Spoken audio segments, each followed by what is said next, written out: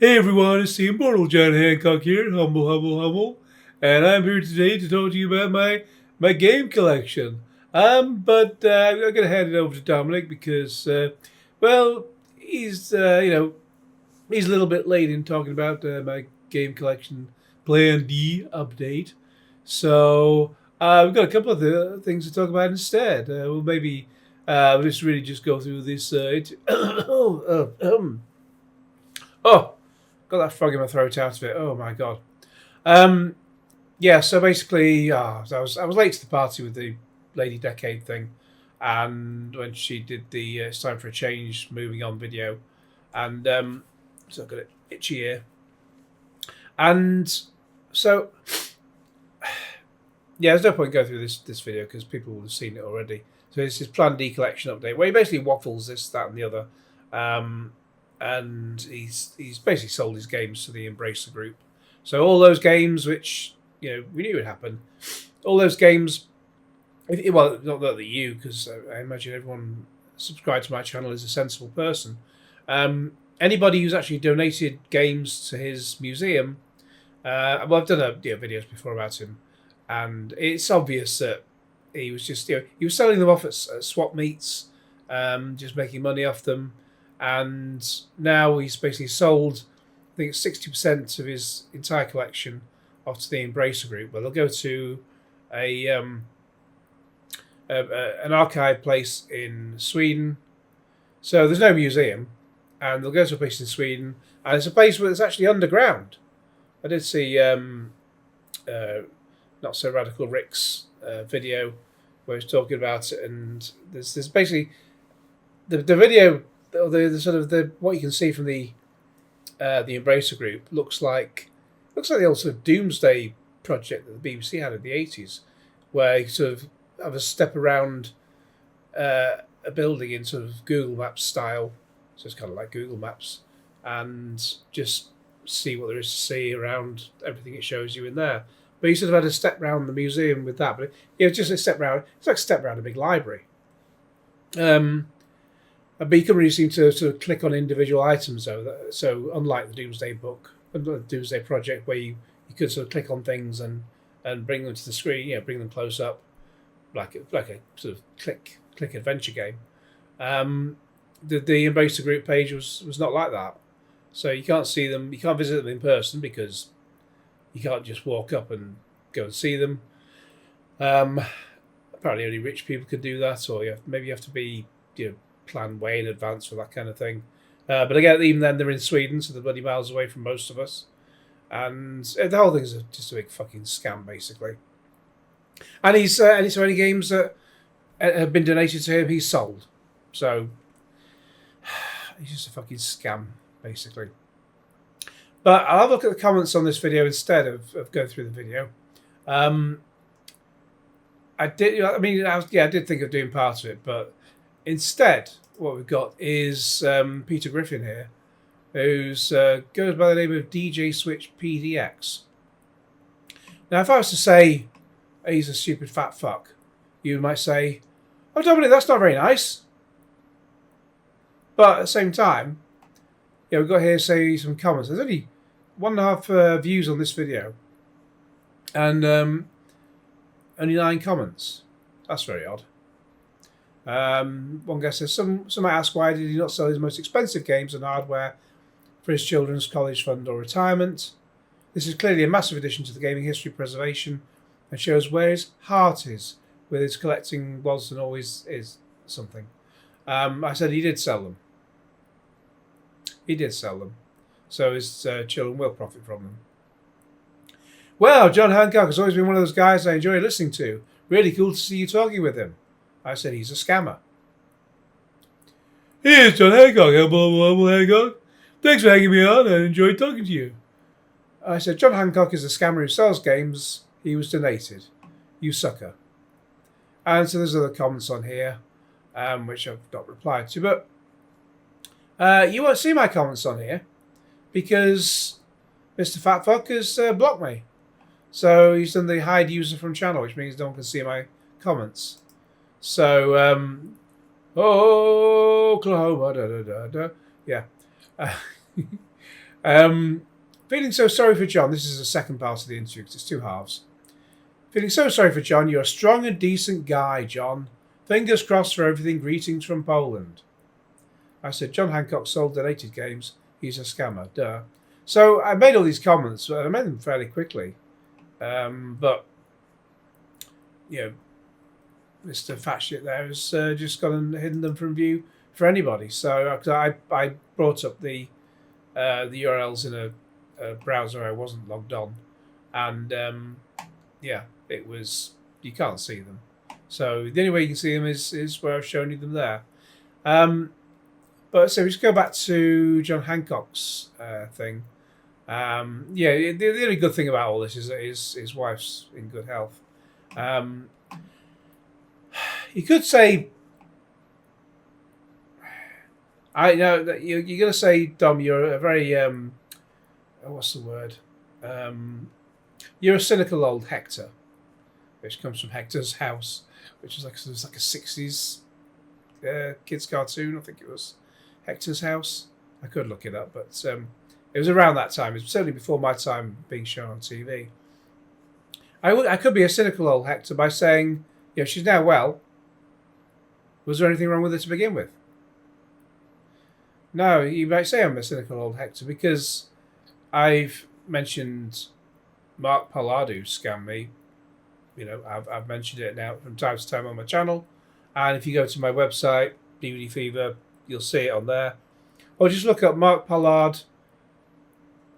Mark Pollard Thistle Comedy, which is the comedy enterprise he ran at the time, but I knew him. And you'll see my website will come up, and everything about Mark Pollard will be on there. And his wife Debbie, claimed to be ill at times, at least one time, claimed to be really, really ill and had real problems. Sounded like she was at death's door. There's obviously nothing fucking wrong with her to begin with. So, here's another fucking scammer. So, John Hancock, how do you know it's same with you as well? If you don't like it, go fuck yourself. It's also a weird thing with his comments because, 263 comments on Hancock's video and like 9 on Peter Griffin's first video, and then on the second video only 14. He's got just over 1,500 on each, and John Hancock's only got 14,000 views on his. Yeah, it's got a damn sight more comments per view than or views per comment, which works out, than Peter Griffin. So yeah, it's very iffy. But then again, Peter Griffin's probably deleted a load of he's probably deleted a load of dodgy comments because John Hancock's gone. Let's have a look. Many have given you free games, collecting in box, complete in box. Sorry, many people have given you free games, complete in box to have a preservation library. Now you send the entire library to Sweden. Embrace a group. Who is this mysterious board that takes votes on what to do with your private game collection? The Trust Us Bro board. There's no way in hell he donated a single piece of his collection to anybody. The 40% has probably gone to some shell corporation that John owns. I don't believe a word of his story. It's nothing to be proud of. If I donated a highly prized game for the collection, I'd be pissed. But at least I have the good sense not to donate to YouTubers. This guy sold our collection. Imagine being smart enough to send your possessions to a guy you don't even know. LMAO. Yeah, so basically John's not deleted any comments, and Peter Griffin, the only comments on here are good ones. So clearly he will have had other comments as well, because I'll have a quick look at excuse me, have a quick look at this other video here, where there are bad comments, and so there's obviously not many good comments that can be shown. So thanks to PO Box Christmas for the news about this video, and how this is Pat the NES Spunk, Pat the Prat, with his cunt podcast, and God, he still can't crack 255,000 subscribers. He's been stuck at like 250 to 254 for what feels like forever. Giant video game collection gone. But as PO Box Christmas said, it originally said giant video game collection sold. So and then they've changed it. I did have a quick look at this. The channel at first to try and find the video. I couldn't find it at first. I'm sorry, just pause for a minute. So just carry on where we were. Looking at Pat the Pratt's channel. Giant video game collection gone. Obviously, was sold. And previously said sold. And I didn't spot that at first because it just has a very, I expect to see Hancock with, much more up to date picture and usually filling the bloody screen. But that's Hancock, probably about 20 years ago, with a beard that's not gone grey yet, and a little tiny face there in the middle of the picture. So that's why I didn't spot him. So, yeah, we won't have a look at the whole of that video, but looking at some of the comments, this needed to be a scumbag seller of the week segment, in my opinion. Doesn't collect for value, then sells collection. And, it's gone. The immoral Johnny Hancock and the immortal John Scamcock. Reddit would say he's a dirty reseller. The key to Reddit is just lie to their face until you cash out. The Scamcock collection, I wonder if he'll be donating some of the profits back to the people who donated items to him under the guise of opening a museum. Clown face. And then, first I heard, I figured he bought most of it. Bit of a lack of punctuation there. That's crazy. I couldn't do something like that if I donated. You know the true colours of someone as time passes, usually. I've experienced that in the past. Even worse, how Pat and Ian hold water for this scammer. Yeah, by changing sold to gone in the title. Hancock didn't even document any of this. He even deleted all the donation videos where he thanked people for the free games and cash. So now he's playing dumb about all of it, so people can't hold him to any ethical standards. He wants to pocket all the cash, forget the museum, and just make money from his videos like nothing happened. Some people are actually falling for this. It's crazy. So, it's just, John, so much for the wonderful idea of a museum. Feel bad for all those people who donated money for his idea. What a joke. I wonder if the folks who donated to John, thinking it would end up in a museum, feel the same way the Intellivision Amico backers do. Yeah, I'm glad I got my money out of that crap. So I don't really want to go through Pat and Ian because it's just a bunch of wankers. But not a bunch of wankers, a duo of wankers. Anyway, let's have a look at Peter Griffin's video here. Mini Pops. And I hope people do watch this video because let's try and get the microphone a bit closer. I hope people do watch this video because I say hardly anyone watched the Lady Decade one. Maybe it's because I was a bit too late to the party with that one. But we've got an interview here which I haven't seen anyone comment on or comment about to date. And obviously this came out sometime after after Hancock's video did. Hancock's video came out on January 28th. These videos came out on February the 13th. And it's ridiculous because he talks about, at the end of the first video, he talks about making two videos, even though it's the same topic, and then putting them out at the same time. You don't make two videos and put them out at the same time. This is not. He is not as big as Guns N' Roses with Use Your Illusion 1 and 2. This is the kind of thing where you've got part one of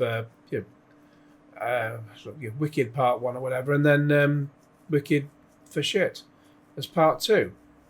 So, why don't you just do it all as one video? It's not as if it's a long video. It's just fucking 10 minutes and then 19 minutes. And I'm sort of losing the first 90 seconds or so in the first video because it's just his basic waffling intro. Anyway, I've got a bit of red wine to go with me, and I might get a refill shortly. So let's go. Thank you all for watching this video, and don't forget to check the description for links to other interviews with John, for other information about what's going to be happening with his collection and where it's going to be going. And with that, please enjoy my conversation with my buddy, the immortal John Hancock. My buddy, the immortal John Hancock. And Hancock's there just with his fat face, face to the camera. Just, why do men have beards?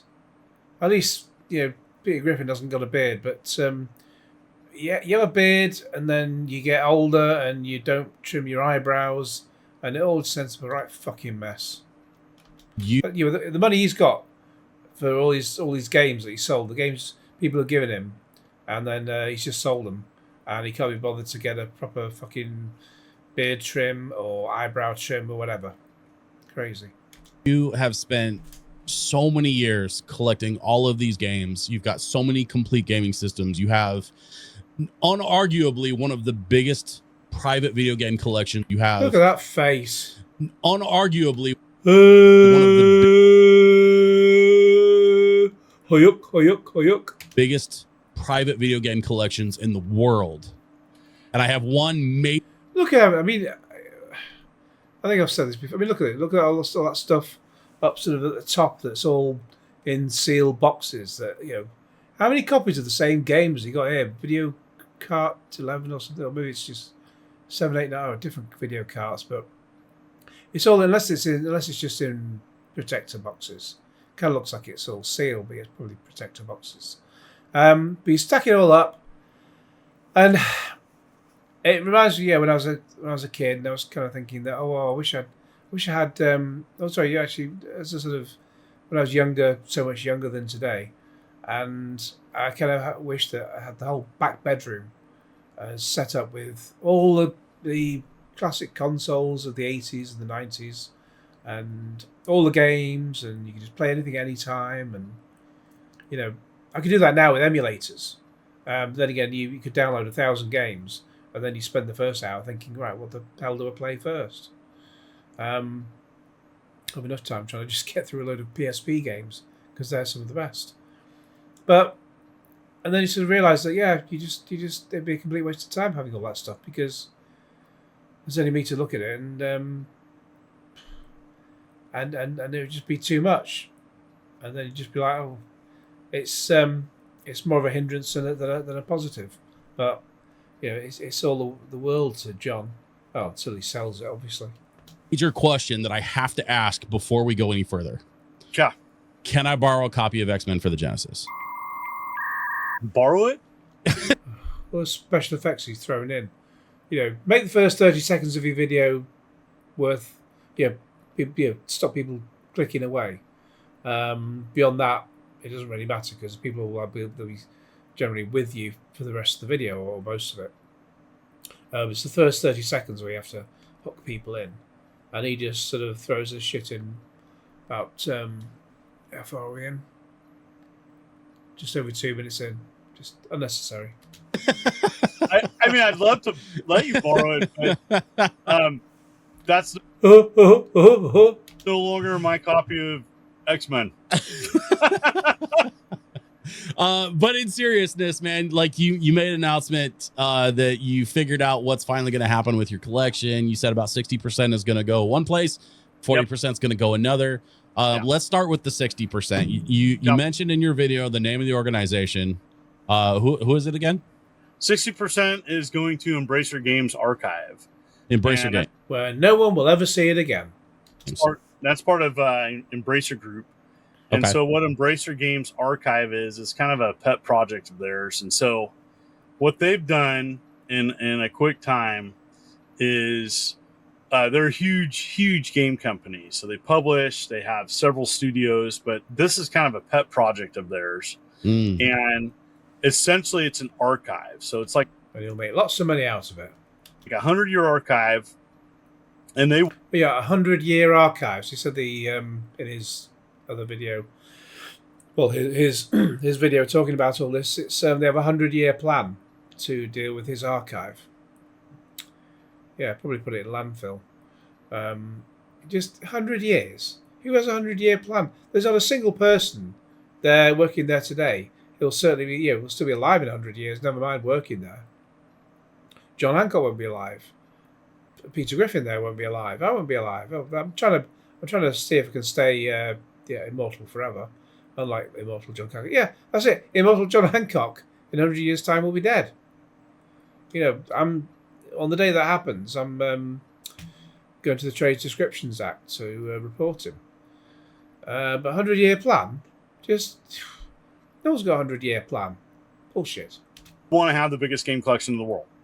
Okay. Climate controlled technicians to like repair stuff. It's not repair the aircon. Not a museum, but it's a place where things can be archived and so is my local tip. Eventually the long term, and they plan on doing it this year. I've asked them specifically on this. And this is like a big part of the reason why they plan to do it this year. God, he's been trying to plan this for fucking years. They won't be happening this year at all. All that shit will still be in his garage this time next year. Why I went with them is online video game database. So they're going to have some form, and I don't know what it looks like, but he doesn't know what a database looks like. He could do it himself. Just take all the games, make a spreadsheet with Excel, and just list everything on there. Time consuming, but a piece of fucking cake. They're going to have a online video game database for a worldwide video game database. So because the internet is worldwide now. Do you know?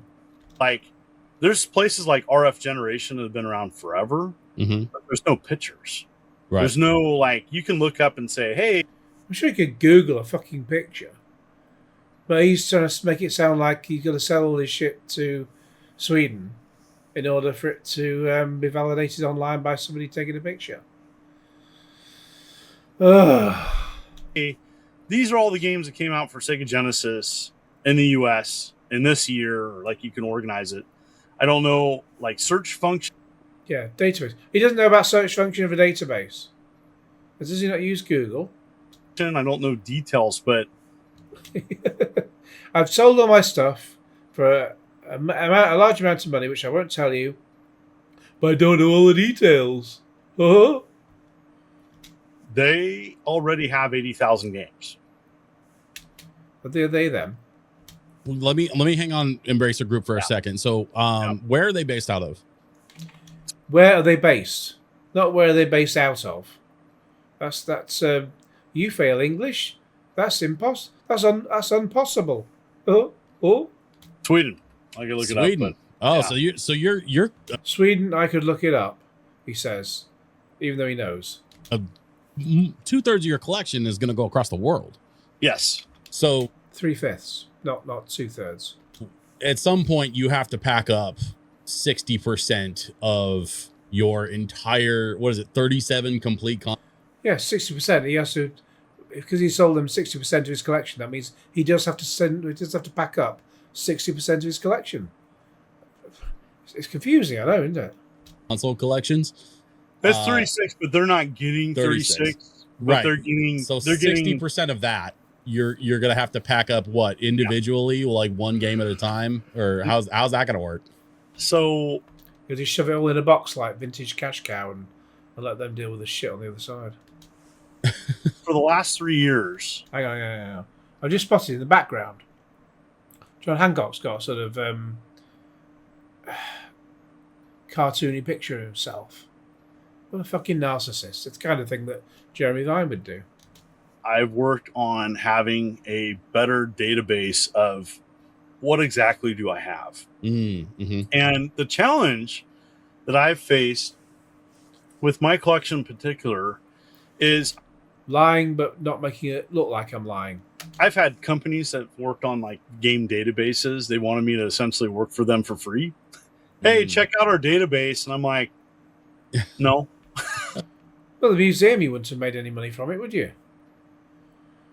See, the whole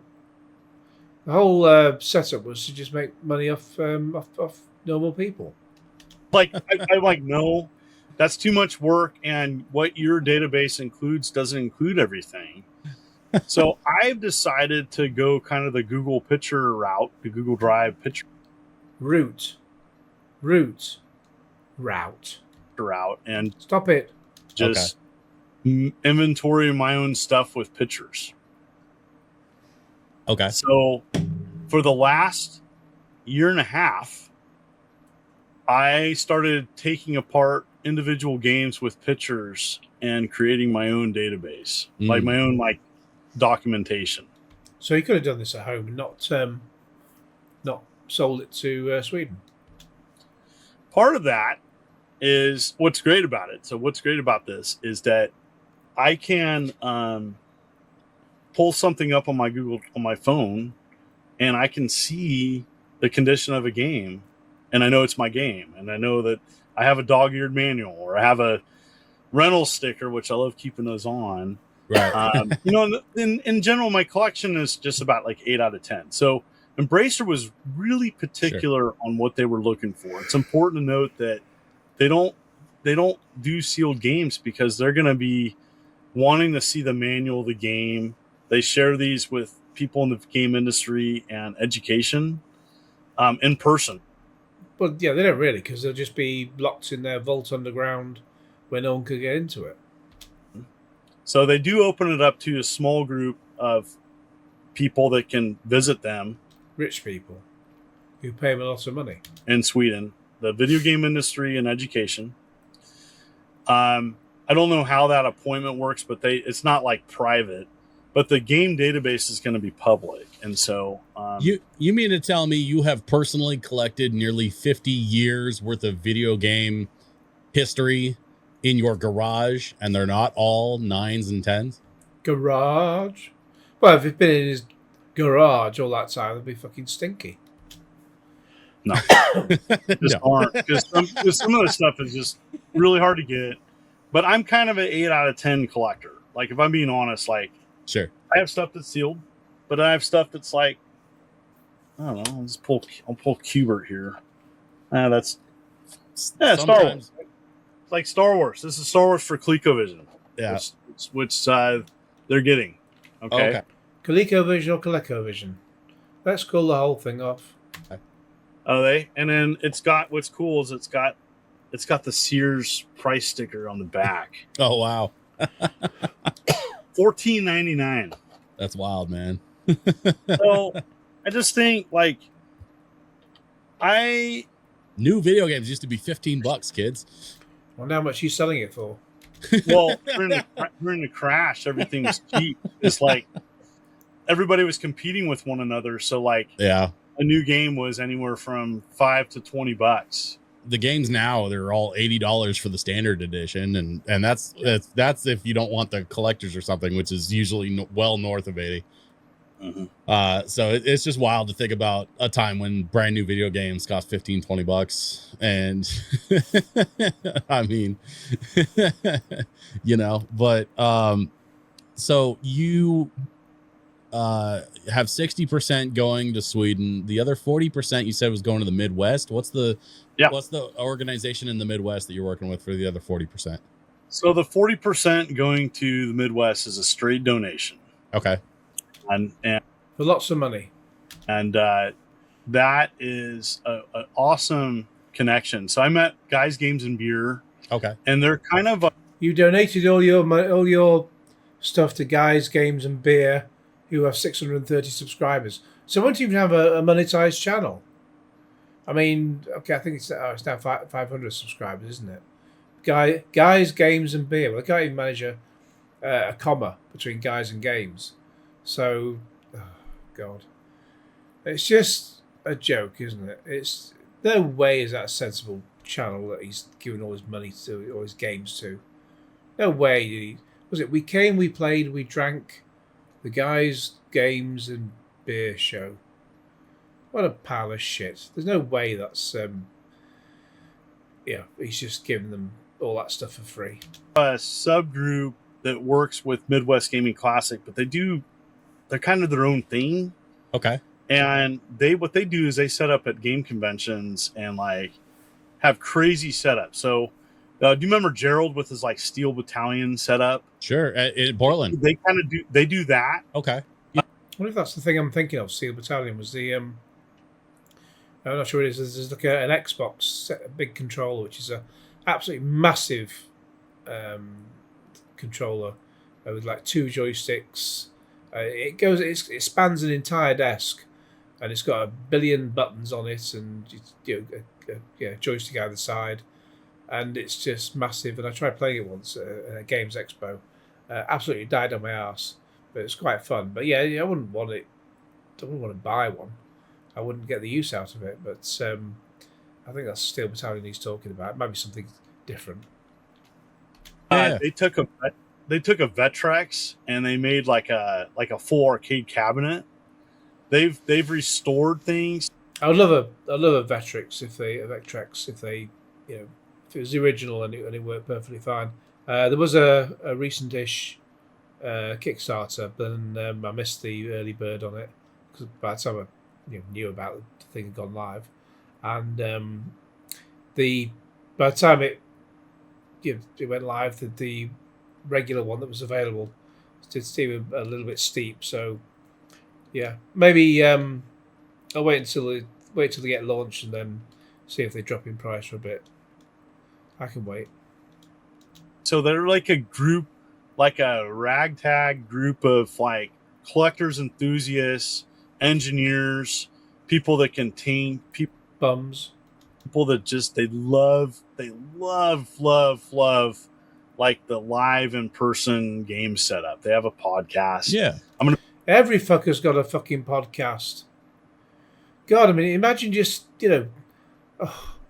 imagine sitting on your lazy boy and talking into a microphone and then sticking it up on YouTube. Good Lord. You won't catch me doing that. Ha! Be on the podcast next week, but hey, I was on yours first. Folks, thank you so much for watching part 1 of 2 of my interview with the immortal John Hancock, who recently announced that he has finally figured out where his collection is going to be going. Yeah, if it's a shell company, it's going back to himself. If you want to find out more about what his plans are for his collection, you can click on part 2 right now, which should be available. If you're seeing this, it should be up. And don't forget to check the description for some of the other interviews that he's been doing, talking to other creators, and as well as... Why would you highlight other creators when you want people just to watch your video? Past episodes of my podcast where he and I sat down and had a little bit more of a chat about like our history together. How God, like John Candy and what was his bloody name? John Candy and Steve Martin in Planes, Trains, and Automobiles. That's their history together. Can you imagine them in a hotel bed together? We know each other, and those aren't pillows. Some of the stuff that we've been able to accomplish together. Of course, we touch on that a little bit in part 2, but we've covered the majority of that in past videos, so I don't want to rehash that too much. Oh, I don't think I can stand any more of this stupid bloody voice. Because I'll be watching the other video in a moment. So, yeah, this is probably a good time just to go and have a quick shake of the python and check back y'all now for part 2 with Peter Griffin, which will be here in just one moment. Okay, so on to part 2 of the video, and the interview really. I wonder if this thing has given you any sort of adverts in between sort of what was part 1 and now what I'm calling part 2, even though it's the same video. And if it is it like those daytime adverts where people on and start enthusing about the fact they've got a cremation plan for when they die? They're also happy to be wanting to die. I don't know. It seems very, very, very strange, including the fat man in the bath, who was just so glad that Millie's a smart cookie and she got a pure cremation plan or whatever it is sorted out, and the Simply Cremation Plan people Simplicity Cremations are singing about it at a fucking folk song thing, and it's just fucking weird, those adverts. Anyway, we're on to part 2. I wonder if this is why he's not got as many views as I thought he should have. Well, I thought he would have done on the video, because I certainly not got the comments, because he's obviously pruned the comments. But rather, he hasn't even mentioned John Hancock's name in the title. Just he has one of the biggest game collections in the world, and he's only keeping 1% of it.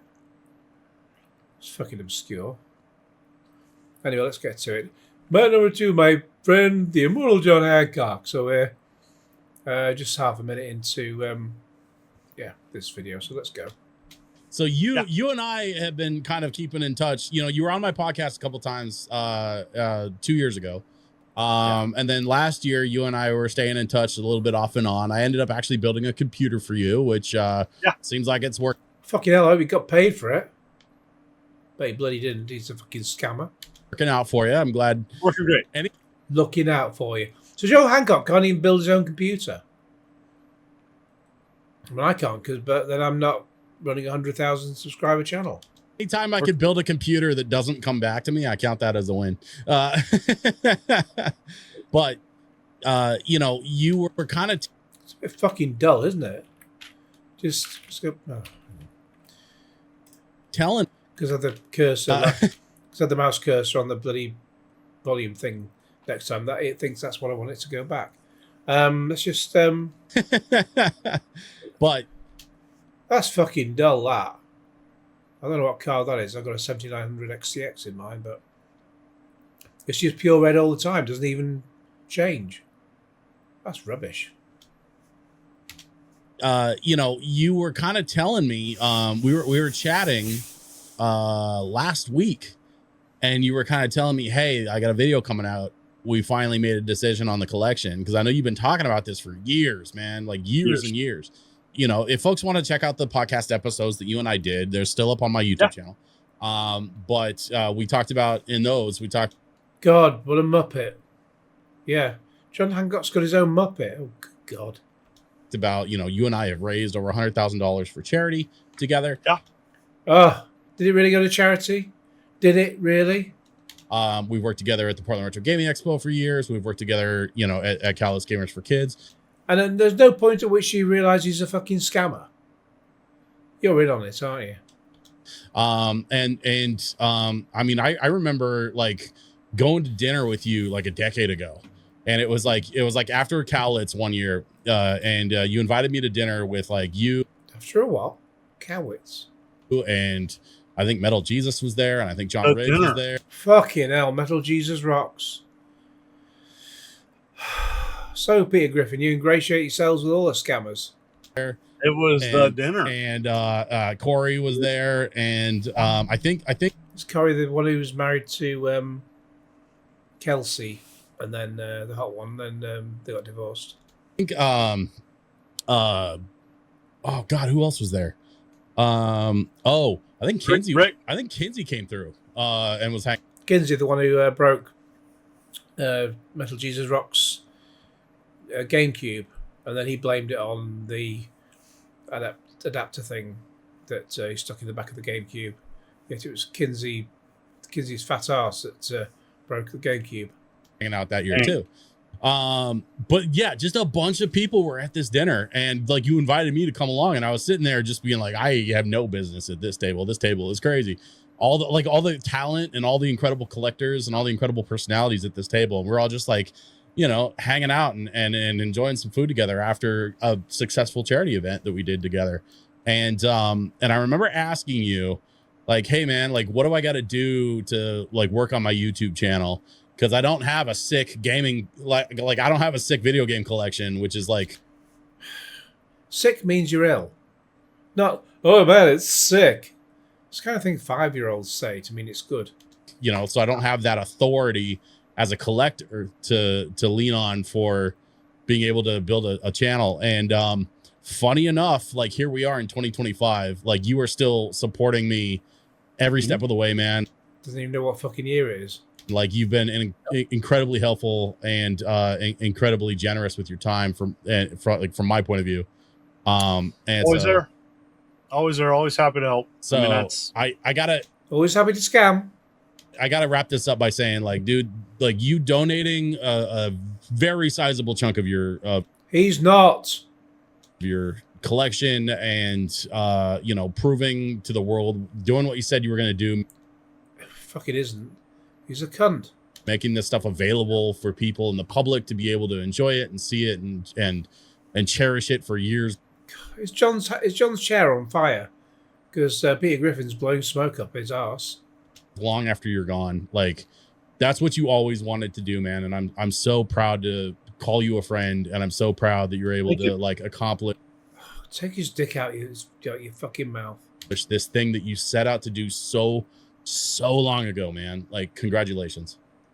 Yeah, I mean, it's a plan D. It's suck. It's not exactly what I wanted, but I feel good with the outcome. I feel at peace with the outcome. It's not perfect, and you didn't make $1 million out of it, but you made enough.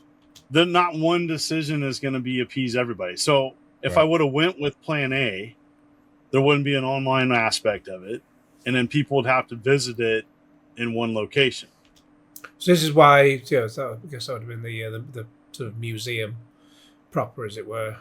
This is why I didn't really bother going through his own video, because a lot of people would have gone through it already, and he just covers some of it here as well. Anyway, and if I went with a B plan, then not all of it would be on display. You see all them BBBBs on the subtitles. Then let's just do it again. And if I went with a B plan, B. Christ, what's happened there? He didn't even say B a lot. In one location. And if I went with a B plan, then not all of it would be on display. Right. If I went with a C plan, I don't even know if the C plan. I mean, my plan C was kind of brief. I want to know: is he going to go with the F plan? Aha! It's a diet, by the way, from the 80s, and also came up in Shirley Valentine. If you've seen that. And so that just same thing wouldn't have been all at one spot, and it would have been like, I mean, the disappointing thing that people need to realize when they go to a museum is like they rotate things. Yeah. And it became pretty evident with my collection, working years with a group of people. This decision wasn't just me. It was a group of collectors and people, a former mayor, an accountant, close friends. It's just the two bums he had sat next to him at that at the gaming expo that I did the Portland Retro Gaming Expo that I did the video about. That's the only people making decisions. And if you think any of them is overriding anything John Hancock might say, you're in for a big surprise. He'll be the last one. He'll have the final fucking word on these. I can tell you. Talk to people in the video game industry. Right. I mean, I talked to a lot of people about this, and I grieved over this for years. About years. The collection became something. I'm going to be honest. More time passed.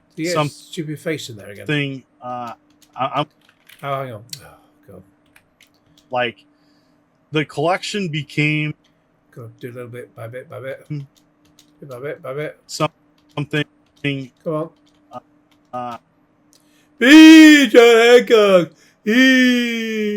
I'm going to be honest. More time passed than I ever wanted it to do, and the collection grew to a point where it became. You wait. Time passes. Thorin sits down and starts singing about gold. John Hancock grins like a fucking lunatic and a fucking serial killer. To be honest, a burden. Yeah. And it became something that took over my garage, took over my studio. I never really wanted to have like some mega game room. I never wanted to have like some museum out of my house. I never wanted to, I felt compelled to move forward. And so I set a goal long ago. In 2025, I wanted to have a definitive, my goal by 2025 was I need to know where this collection's going. Right. It really, really bothered me that I didn't have that solidified.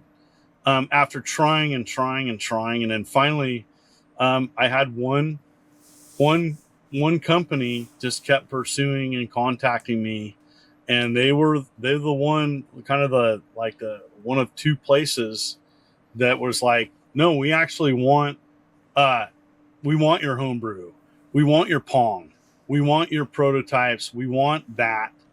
He wants his brews, his cup of tea.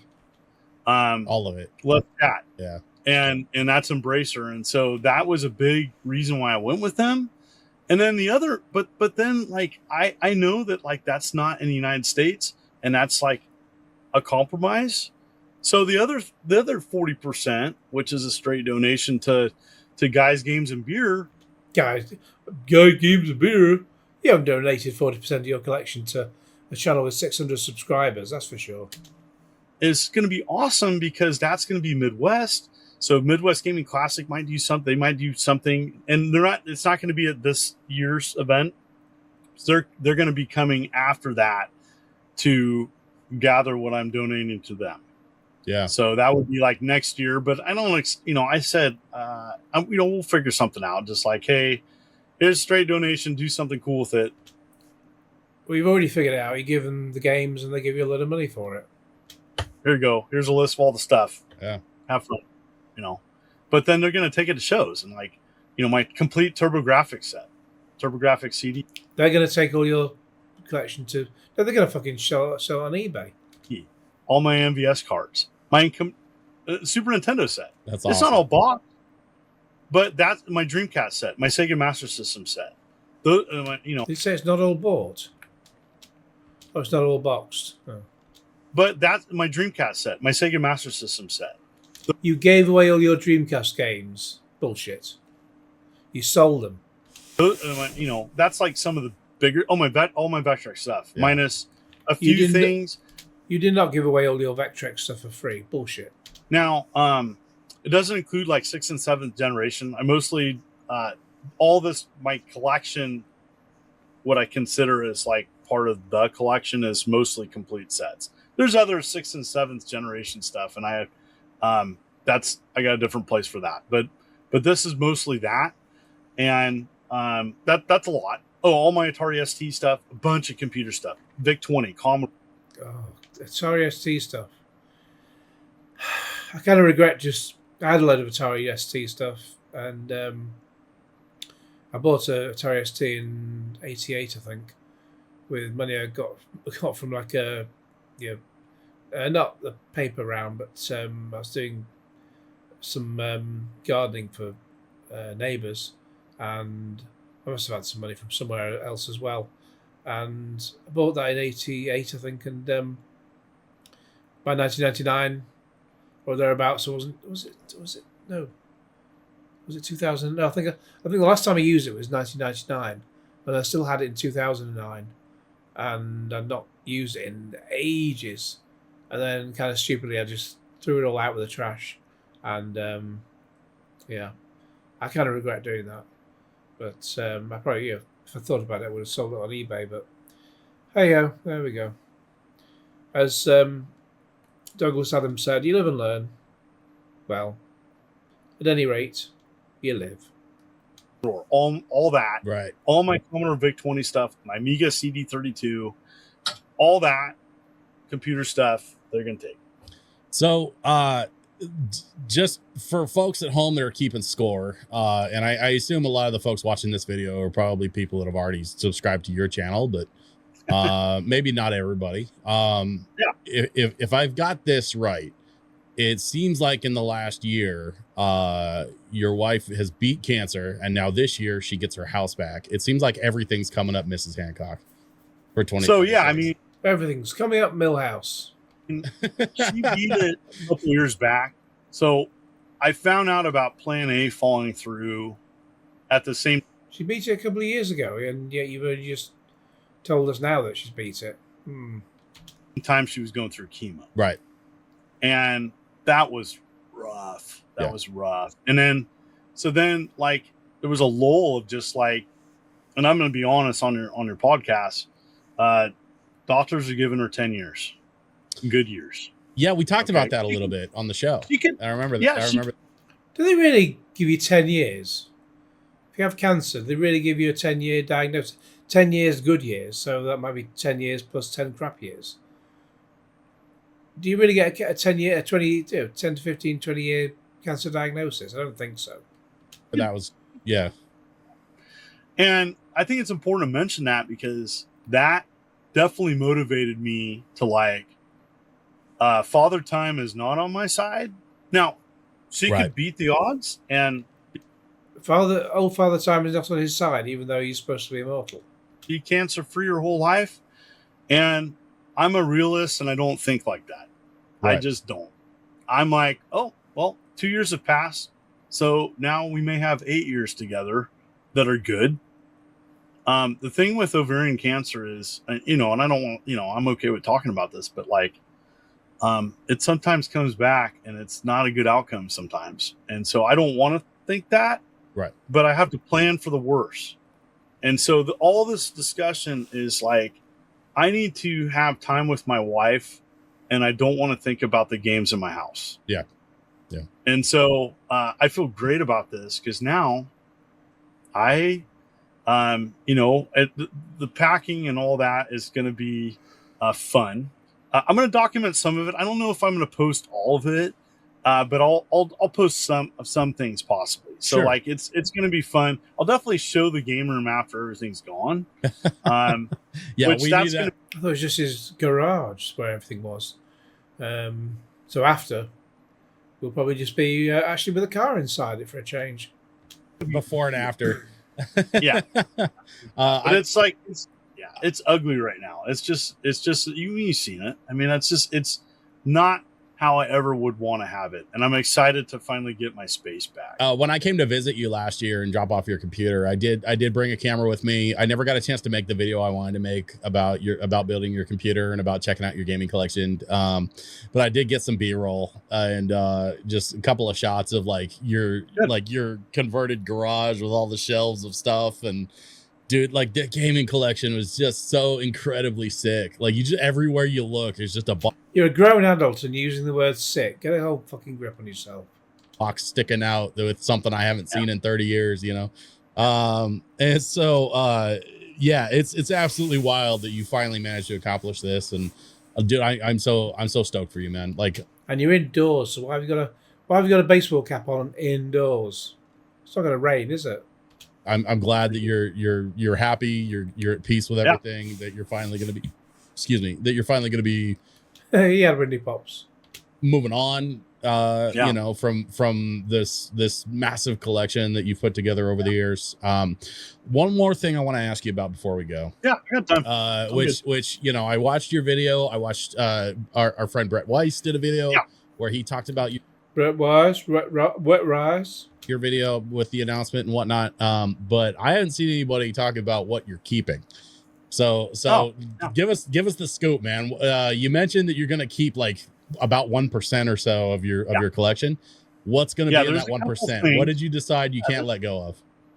So it's not really, I think the big thing is I want to be retired collecting, but there's a couple things that I have decided to keep. Mm-hmm. And part of that is just for now, all my stuff that I can continue in analog, all the things I can do to like capture footage. So I'm going to keep a Jaguar with a multi-cart. I'm going to keep Jaguar, not Jaguar. Well, some people call it Jaguar. Atari 2600 stuff, Atari stuff to capture my Nintendo AVS, which is a field programmable gate array, Nintendo aftermarket with a multi-cart stuff. All my analog stuff. So my analog pocket, right, my analog duo, all my Genesis Super Nintendo analog systems. I thought he said he was keeping all his. Was it a Nintendo he got rid of? Not Super Nintendo. I don't know. It's Mega SG and Super NT, I think they're called. Right. Not to get all technical. Okay, so all that. I am keeping my Neo Geo US system with all my dog tags games. Okay. Because including my Samurai Showdown 5 Special, and part of that is it was a console that I couldn't afford as a kid that I wanted, and I ended up getting a Sega Genesis. I think I talked about that on your channel. No, I don't think we ever talked about that. That was your Grail console as a kid, huh? Yeah. So, Sears Wishbook. I saw a Neo Geo, right? And I told my dad, I want this. He's like, yeah, you know how you're gonna earn that? See that lawnmower over there? That's how you're gonna rip. And so my dad told me the same shit. I'm gonna keep that for now. I'm gonna keep my Atari original 7800 that started my. Oh, nice. Your Switch. Yep, Switch. Hanging on to your Switch stuff. Well, he's getting rid of retro. Well, he sold off for the retro stuff. No one's going to want to buy Scamcock's bloody Switch. Yeah, keep my Switch stuff. This is the greatest console ever made. No, it's not. Not going to argue with you. I'm not going to argue with. At least it's the best named console. I'm not arguing that with you. Joe versus the Volcano reference, huh? Ever. I would say the Switch right now, if you were to start. So I'm going to keep my Switch stuff. I have like a couple hundred games. Not a huge. Like I have a couple hundred. Couple hundred games, not a huge collection. Switch stuff. So I'm going to keep my Switch stuff. My Neo Geo, Atari 7800 stuff to capture. Sure. Okay.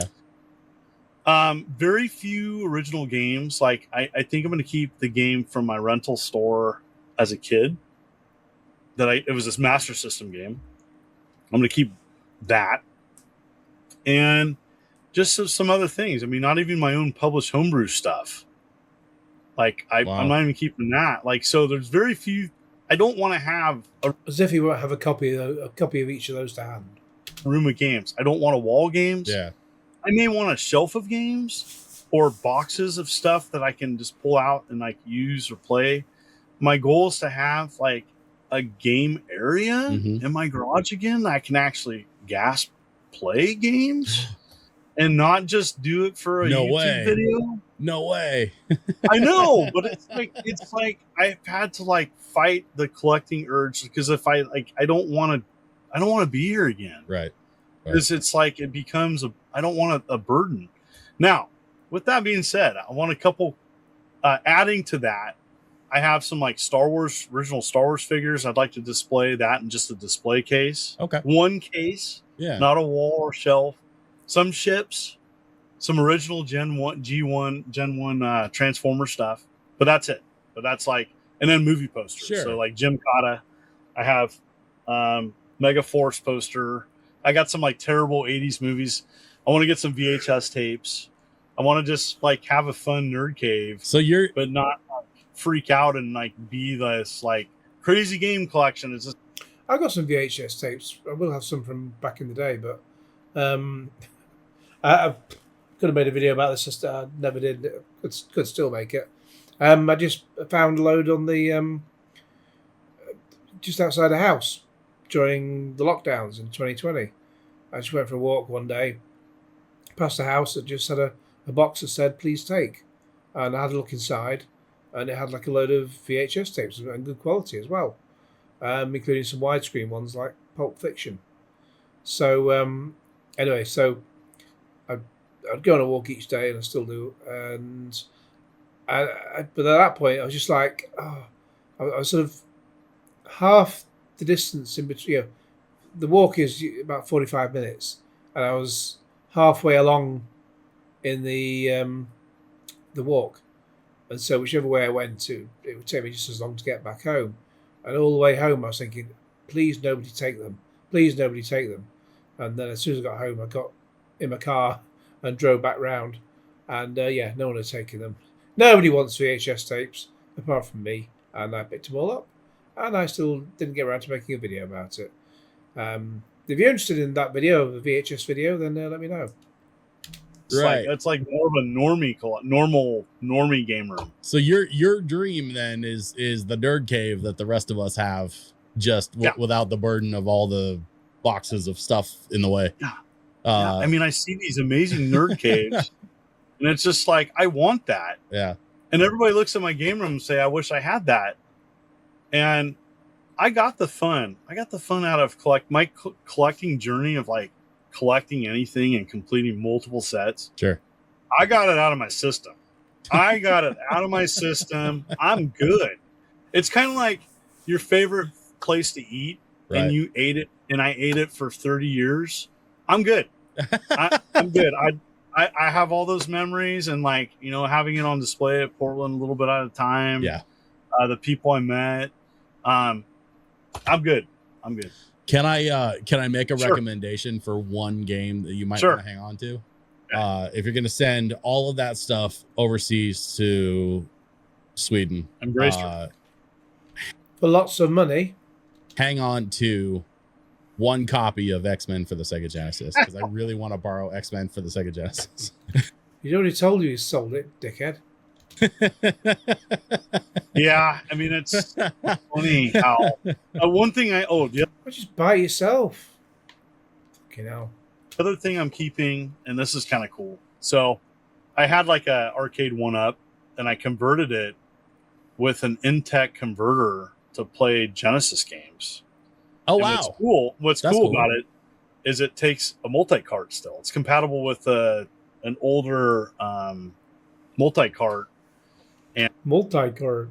And so I can play Sega Genesis on an arcade setup. Oh, wow. That's wild, dude. So that's kind of neat. I mean, that's kind of fun. Yeah, anybody that had the old like stick controllers, like the what was it, the Advantage controller for the NES, or like they had a version of that for the Genesis as well, and definitely the Super Nintendo. Yeah. I mean, that was a legit way to play some of those old console games if people that didn't want to use the thumb pads and shit. They play Robotron using the twin sticks on the arcade setup.